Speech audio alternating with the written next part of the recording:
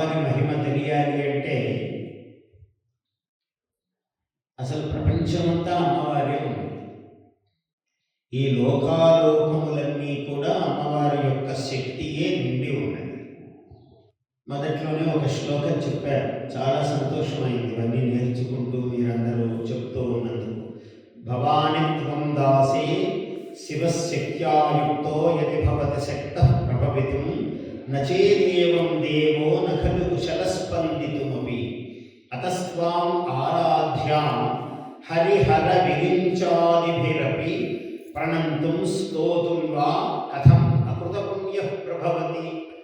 శంకరుల వారు ఆదిశంకరులు, సాక్షాత్ కైలాస శంకరులు. ఆయన సౌందర్యలహరి, శివానందలహరి అని రెండు అద్భుతమైన స్తోత్రాలు రచించారు.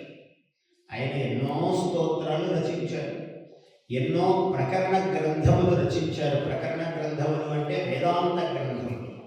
సామాన్యంగా సాధారణమైన వాళ్ళకి అర్థమయ్యేవి కావు.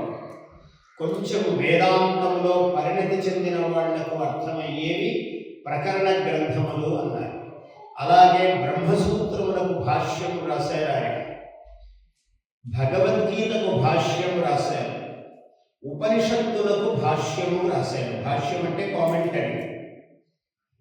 అసలు కామెంటరీ అంటే తేలిపోతున్నట్లు ఉంటుంది, భాష్యం అంటే చాలా గౌరవంగా వినిపిస్తారు. శబ్దంలోనే మహాత్మ్యం ఉన్నది. ఈ మూడింటిని, ఉపనిషత్తులు, భగవద్గీత, బ్రహ్మసూత్రములు, వీటిని ప్రస్థానత్రయం అంటారు. అంటే ఈ మానవుడు తరించాలి అంటే ఈ మూడింటి మెట్లు ఎక్కాలి.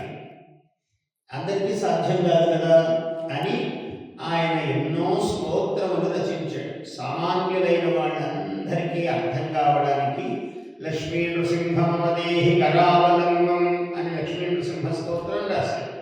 భజ గోవిందం భజ గోవిందం గోవిందం భజ మూఢమతే అని రచించారు. ప్రాతర్నమామి లలితాం లలితా వదనారవిందం అని లలితా పంచకం. ఇలాంటివి లెక్కలేనన్ని స్తోత్రాలు రచించారు శంకరుల వారు. అందులో విశేషమైన స్తోత్రములు Soundarya Lahari, Shivanandalahari. Please subscribe to our YouTube channel. Like and share this video.